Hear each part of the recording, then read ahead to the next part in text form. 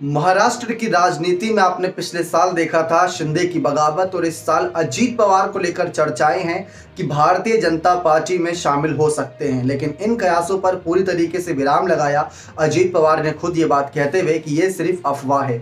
लेकिन इन सब के बीच शिंदे के शानदार नेता, बागी विधायक रहे संजय सिरसाट का बयान सामने आया। उन्होंने साफ कर दिया कि अगर अजीत पवार और उसके कहीं ना कहीं विधायक बीजेपी में आते तो हमारी पार्टी यानी कि शिवसेना के विधायक जो बागी होकर आए थे वो वापस चले जाते। यानी कि 10 या 20 या 30 जितने ही विधायक अजीत पवार अपने साथ लाते वो तो बीजेपी में आ जाते, लेकिन ये 40 विधायक बीजेपी का साथ छोड़ देते। और बहुत बड़ा एक तरीके से अल्टीमेटम है कहीं ना कहीं बीजेपी के लिए कि इन फ्यूचर अगर सोच रहे हैं एनसीपी कांग्रेस से विधायक तोड़ने की तो ये गलती से भी ना सोचें, क्योंकि 10-5 विधायकों के चक्कर में 40 विधायक खोते नजर आएंगे।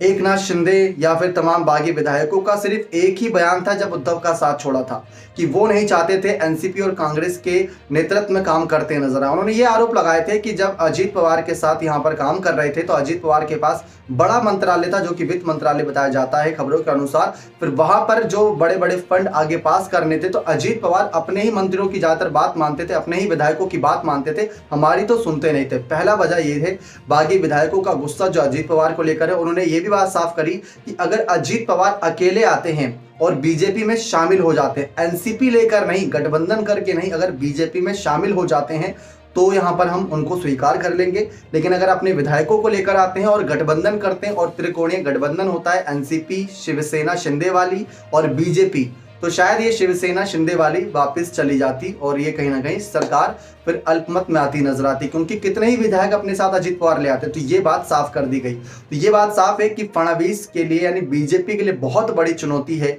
बागी विधायकों को उनके मनमाने पद देना और साथ ही साथ ये सारे जो शर्तें हैं इनको मानना, क्योंकि आने वाले वक्त में भविष्य में कयास लगाए जा रहे हैं कि कोर्ट का फैसला 16 विधायकों के खिलाफ हो सकता है।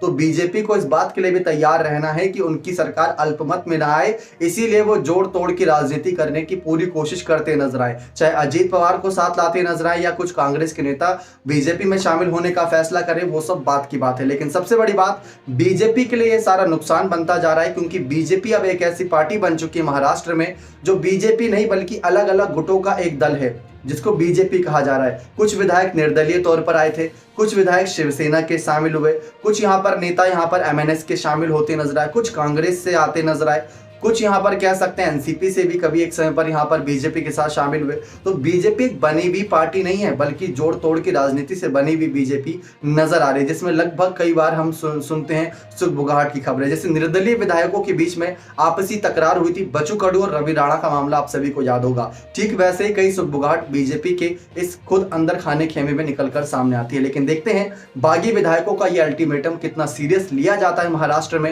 इन सब के बावजूद एनसीपी को यानी कि अजीत पवार को साथ लाने के लिए क्या अभी भी बीजेपी उतना ही एक्साइटेड, उतना ही ज्यादा यहां पर फैसले ले रही है, तो देखना बेहद दिलचस्प रहेगा। और इन सब मामलों पर एकनाथ शिंदे का क्या बयान रहता है, क्योंकि अजीत पवार मामले पर अभी तक शिंदे खुलकर बोलते नजर नहीं आए हैं। बने रहे चैनल के साथ ऐसी और तमाम जानकारियों के लिए बहुत बहुत धन्यवाद।